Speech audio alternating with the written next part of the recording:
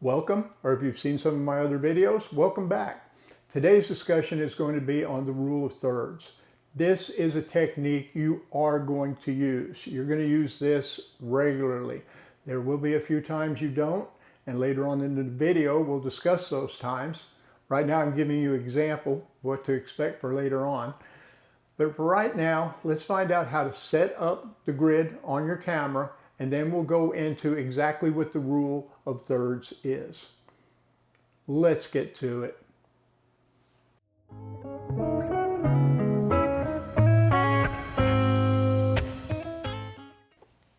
This is going to be on how to turn the thirds grid on a Canon 90D.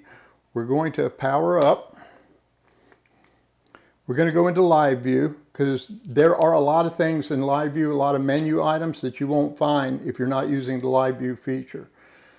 We're going to go into the menu and you see all the icons on top. Normally you'll find the grid display in the wrench icon. It'll be somewhere in there regardless of what type of camera you use. Most of the time it's going to be where the wrench is.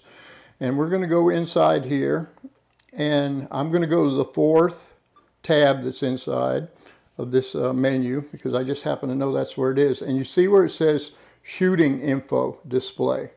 I'm going to click on that, and there's the second line down is grid display, and we're going to turn on the 3x3. Now while we're in this menu, I'd like to show you this also. This screen info setting, if you click on it and scroll down through these, there's a bunch of different screen settings that have information. This one in particular has a histogram. If you don't want any of that, if you want to have a clean screen, you can go down to this number 4 option. But this is another special feature in this camera that gives you these predetermined screen settings. So we're going to hit OK. Our grid display is on 3x3. So we're going to get out of there. And if you can notice, we have our 9 blocks. That's our grid display. That's how you turn it on in the Canon 90D. Other cameras have different ways of doing it, but this is what we're looking for. We're looking for this 3x3, 9 square blocks. The rule of thirds. We've turned the grid on. So you have a grid in your live view that looks something like this. Hopefully it looks better than this. And you have 9 rectangles, 3x3. Using the rule of thirds, if you're going to take a landscape photograph, for instance, you want your horizon line to be right here. Real estate photography, the exterior of the home, your horizon line in one of these zones, 1/3 zone right here. And then you'll have your home here in the front yard, or mountains and trees and a stream running through. So you would put your imagery in that zone. Let's talk about people or an image. Even wildlife photography. If you're using the rule of thirds and you're taking a person, we'll put them right there. We're filling the frame. We're getting all of this view. You know, people have a tendency sometimes to take pictures like they're looking through a scope, and you have this big X going through the center and the face is right in the middle. You've lost information here, and then you have information here. It's not so important. Information here, not so important. So you want to fill the frame. You want to have a full image in there, and then you can use the 1/3, like where I'm standing at this point, to capture your imagery. Of course, you can mirror this information. It doesn't have to, 1/3 means that it's only on the left-hand side. It can be on the right-hand side. You may have an image where, let's say an adult is talking to a child, and you want to capture the adult talking to the child. And you have that 1/3 zone where they're looking.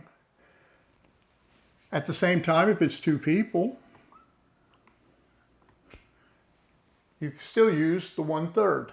1/3 here, 1/3 here. Now you have equal distance on the outside between them, and on the outside you've created symmetry using this. Once again, this is not a rule. It is in the title, but use what works for you to make your imagery as clean and as useful as possible. Now, if you notice, I like to call it the 2-eye rule. If somebody in a movie or in the news or with authority is talking to you, They normally are looking straight into the camera. This creates a sense of authority. Now, you'll see this in newscasters, that they're talking straight at you. The president, when he speaks, normally is looking straight into the camera, and there's equal distance off both sides. There are times where the picture will be actually better if something is straight in the middle and you have symmetry. You have equal things on both sides that help frame out the picture and make the picture look even better. Even better than it would be if it was off to the side a little bit, because now your symmetry's off. You only have a little bit of information right here, and you have a lot of information going this way.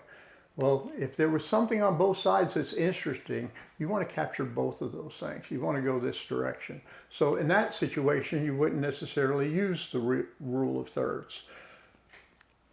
The grid can also be found on your cell phone. The grid also helps in leveling things out. Horizons or straight lines that are going up and down, you have that grid, so it gives you a representation of exactly how to have your camera turned or your smartphone turned. If you really need to turn the grid on in your smartphone, if you're going to use it for videography or photography, it will help you out considerably. So that in a nutshell is the rule of thirds. Now there is a feature on some cameras called playback grid, and what that is after the fact. You turn that on, and then when you're looking at your photograph, it'll throw the grid on so you can see what it looks like. If you're doing your videography, it'll throw a grid on so you can watch. That being said, your shot's already done. So you could use it as an educational tool to see at that point what has happened. Now, if you encapsulate, or if you get a large view of what you're taking a picture of, don't forget that when you go into your software, you can crop at that point. You know, depending on what you're going to do with the imagery, let's say you have this point right here and you want to create that as a 1/3. You can crop like that and create your 1/3. So you can even do it after the fact when you're talking about your photography. So once again, I hope you found this information helpful, educational. If you liked it, please hit the subscribe, like, or share button down below. And if you want any more information, or if you have any more questions or ideas for topics, let me know, and I'll either get back to you directly in the comments or make a video about it. Thanks again for stopping by, and I hope you have a great day.